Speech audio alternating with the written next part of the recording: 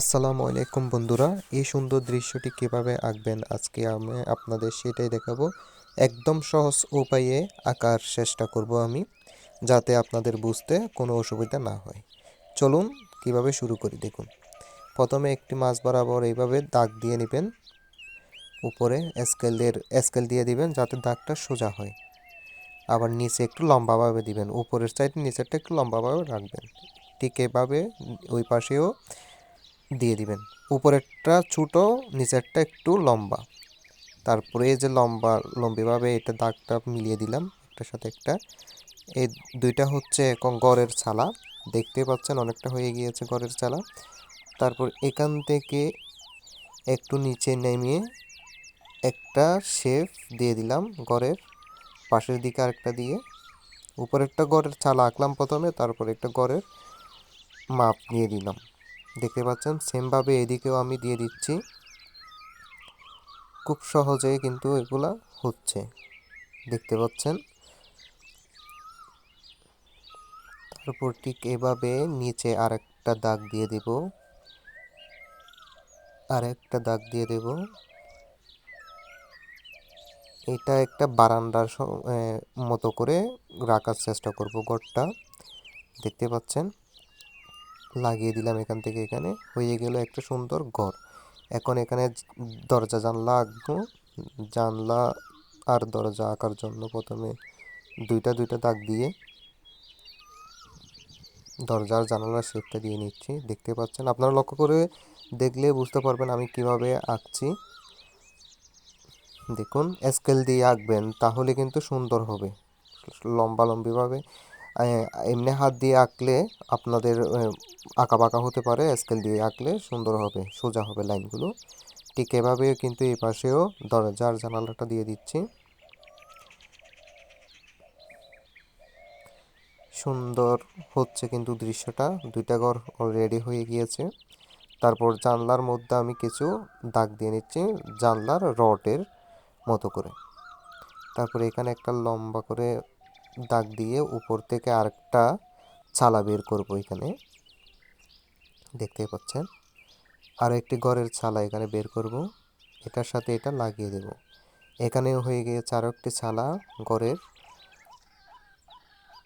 এখানে ঘরের শেপটা দিয়ে নিচ্ছি দুইটা দাগ দিয়ে, এটা দুইটা দাগ, আরও একটি দাগ হবে নিচে, দেখতে পাচ্ছেন। একটা হচ্ছে আপনার দরজার শেপটা, এখান থেকে এখানে আরেকটা জানালার দাগ দিয়ে দেব, দেখতে পাচ্ছেন। খুব সুন্দর হচ্ছে কিন্তু দৃশ্যটা। নিজে শিখুন, অন্যকে শিখান, আপনার সোনামণিকে শেখার জন্য আগ্রহী করে তুলুন। একটা কথা মনে রাখবেন, আপনারা যারা দৃশ্য আঁকেন তাহলে কিন্তু অনেক সাবজেক্ট রয়েছে এখানে। সাবজেক্টগুলো শিখতে পারলে আপনার মস্তিষ্ককে অনেকটা ডেভেলপ করে। দৃশ্য আঁকার মাধ্যমে কিন্তু আপনি আপনার জ্ঞানকে অর্জন করতে পারেন। এখানে একটি সূর্য দিয়ে দিচ্ছি, খুব সুন্দর করে কিছু দাগ দিয়ে দিচ্ছি লম্বা লম্বা করে, এগুলো হচ্ছে সূর্যের রশ্মি। তারপর কিছু আবার ছোটো ছোটো মাঝখানে দাগ দিয়ে দিচ্ছি যাতে সুন্দর দেখায় সূর্যটা। এখানে কিছু কলা গাছের জন্য আমি শেপ দিয়ে দিচ্ছি, কিছু বাঁকা করে করে চার পাঁচটা আমি দাগ দিয়ে নিচ্ছি প্রথমে, দেখতে পাচ্ছেন।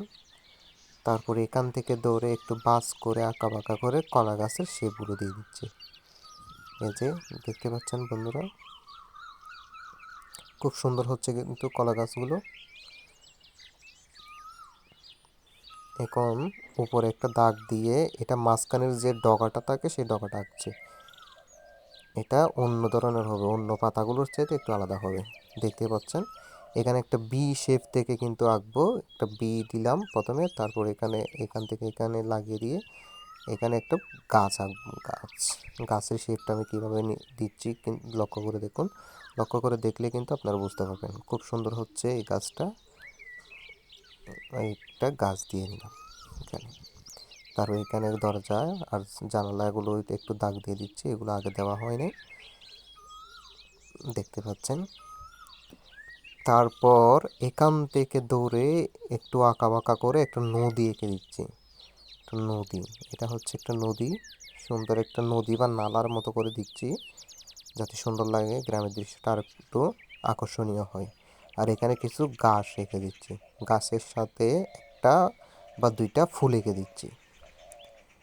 দেখতেই পাচ্ছেন, একটা ফুল আঁকলাম আর একটা ফুল এঁকে দিচ্ছি এখানে, যাতে সুন্দর লাগে দৃশ্যটা।